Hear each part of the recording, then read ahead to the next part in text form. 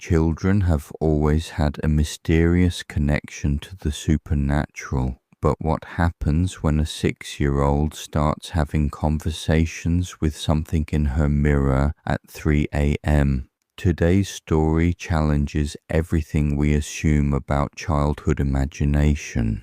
The timing alone makes this fascinating. 3 a.m. has such significance in paranormal research as the hour when supernatural activity peaks. Let me paint the scene here. We've got Carol suddenly awake in the middle of the night, hearing her daughter's voice chattering away down the hall. Instead of finding a typical childhood nightmare scenario, she walks into something straight out of a gothic novel. Well, that's interesting. What exactly did she find?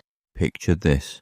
Her 6-year-old daughter, Lucy, sitting at her vanity mirror like some miniature starlet, the lamp creating this eerie spotlight effect, and she's drawing stick figures all over the mirror with her play lipstick.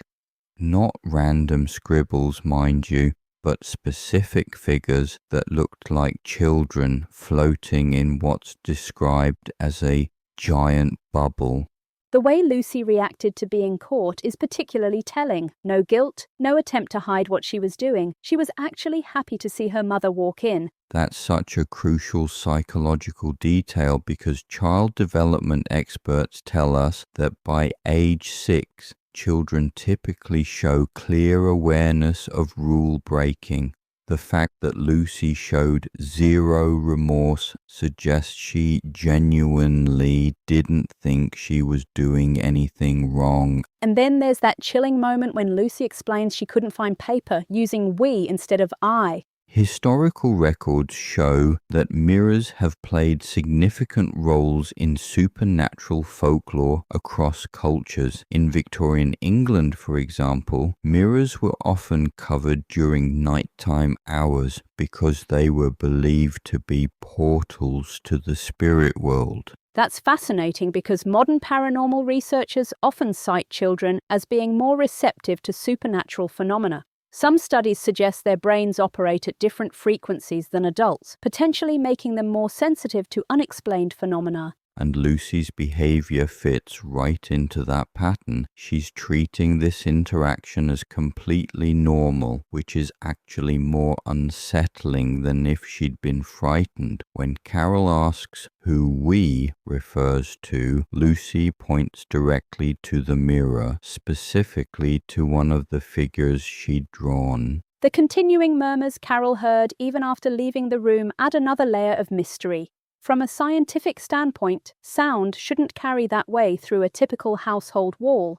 Speaking of scientific perspective, child psychologists often emphasize the importance of distinguishing between normal imaginative play and potentially concerning behavior. The challenge here is that Lucy's actions don't fit neatly into either category. Well, what makes this case particularly unusual is the combination of factors: the specific time, the mirror imagery, and Lucy's unusual reaction to being discovered. And let's not overlook Carol's surprisingly measured response. Parenting experts typically recommend maintaining calm in unusual situations, but her level of composure here almost seems like a defense mechanism against acknowledging something more disturbing. That reminds me of documented cases where parents initially dismissed unusual childhood behaviors, only to later discover there were more significant underlying issues.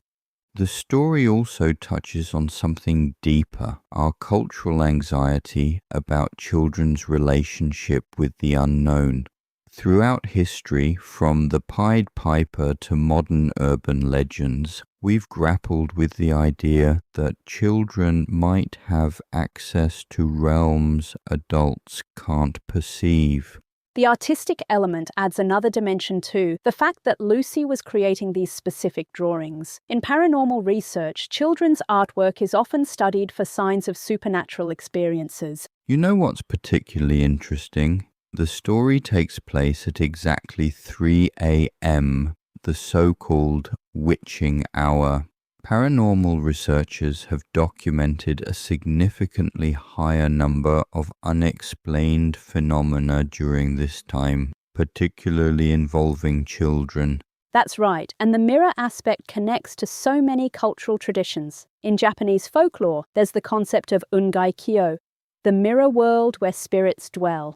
The real question this story raises isn't just about what Lucy was seeing, but about how we as a society handle these unexplained moments.